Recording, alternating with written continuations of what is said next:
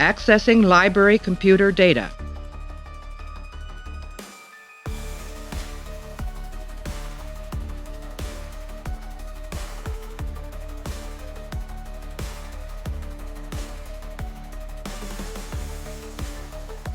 Hello and welcome to another episode of Truth or Myth Beta Canon, a Star Trek web series that dives into the history of any given topic using beta canon sources and my own imagination to fill in the gaps. In today's episode, we're taking a look at the Premonition Class as first seen in the Star Trek video game Armada to better understand its place in Star Trek history. Please note, I had a lot of fun putting together this story on the Premonition design. Because canon doesn't really support its existence, but due to its temporal time-traveling nature, I was able to weave together a story which I hope not only makes sense as to how and why it came to exist in the first place, but one that will also bring inspired enjoyment as to its ultimate fate within the Star Trek universe. But, as always, because this is just a beta canon video, all information relayed should pretty much be taken with a grain of stardust and only considered a little bit of Star Trek fun.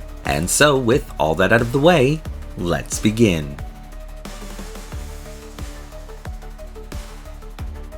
To the citizens of the United Federation of Planets, the Battle of Sector 001 couldn't have gone better. Even the mission of Captain Jean-Luc Picard and the intrepid crew of the Starship Enterprise E to save Earth's past from the Borg Collective had been seen as a heroic triumph for Starfleet. Everything seemed tied up with a neat little bow, but the reality of the situation was far more complex than anyone could have ever known. Many ways of time travel had been used over the centuries by various Starfleet vessels, but in this instance, the Borg had used a chronometric matrix to create a temporal vortex back to the 21st century. This fact would be glossed over within the official reports, with the main point being that the Enterprise E, to get back to the 24th century, would create their own version of this device, and this alone would get Starfleet's best and brightest inspired. It was a bumpy ride back to the future for the Enterprise, with Commander Data continually required to adjust the chronometric field emanating from the ship to prevent the vessel's destruction. And even as the Enterprise exited the vortex, most of its systems were rendered inoperative or offline.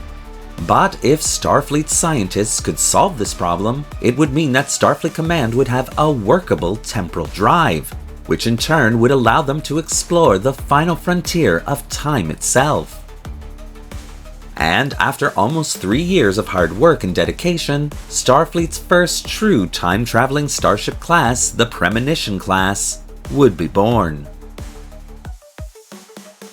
Sitting at a length of 487 meters, the Premonition Class was designed to be operated by 400 officers and crew members.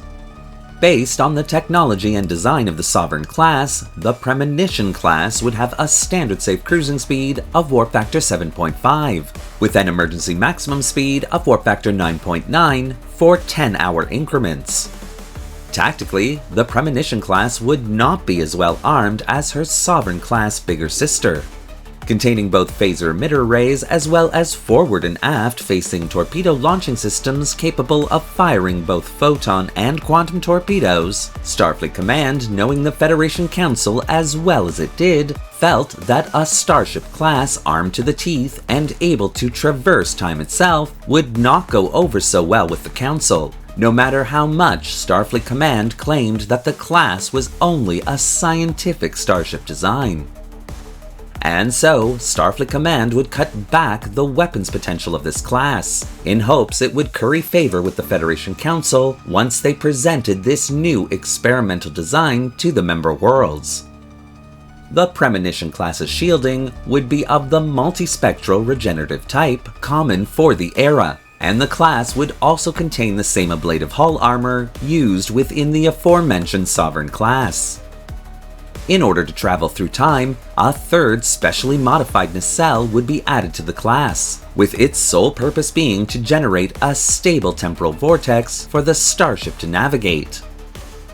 A single main shuttle bay located in the traditional position at the aft end of the secondary hull would round out this impressive design.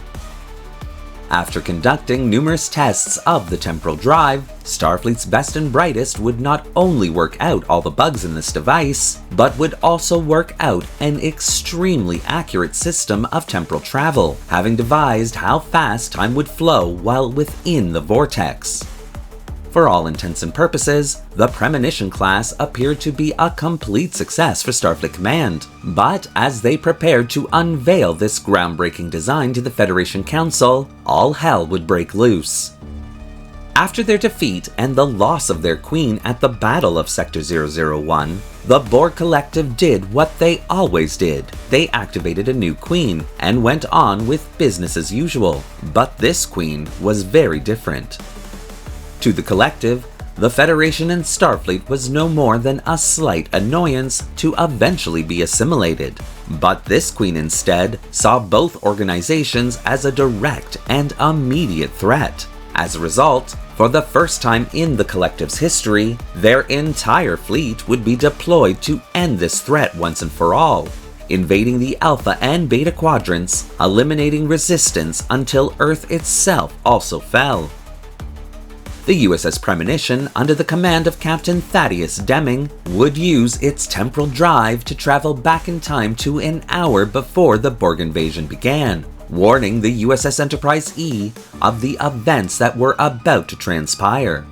And as a result, the Federation, along with the Klingon and Romulan empires, were able to beat back the Borg and stop the invasion before Earth fell.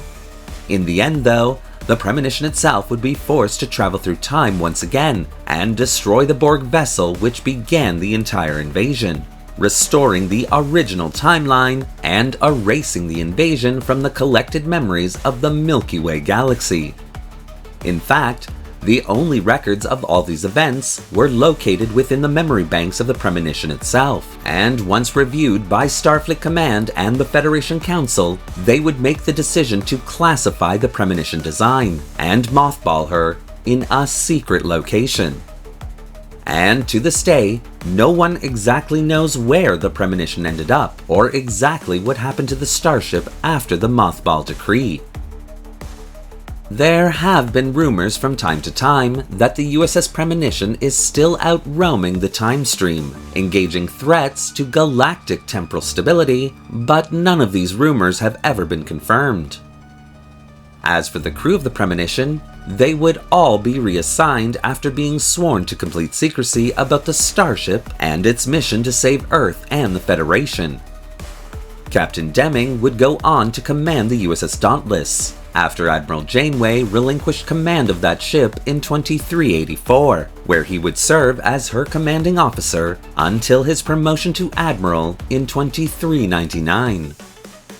Created as a starship design of science, the USS Premonition would instead become one of the biggest heroes of the 24th century, even if no one would ever know about it, earning this class its unprecedented and highly secretive place in Starfleet history.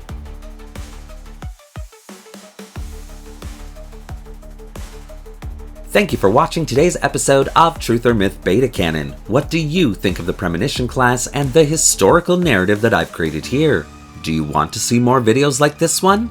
Well, leave your comments in the section below, and don't forget to like the video and subscribe to the channel, hitting that little bell icon so you won't miss a single video we release. Want to help the channel create a working temporal drive to keep the galaxy safe from time bandits? Then consider becoming a channel member subscriber or a channel patron, both a major help that allows this channel to purchase resources and 3D models to keep it going. The link to both memberships is in the description below. Thanks again for watching, and remember, sometimes resistance is not futile. We are the Borg. Lower your shields and surrender your ships. We will add your biological and technological distinctiveness to our own. Resistance is futile.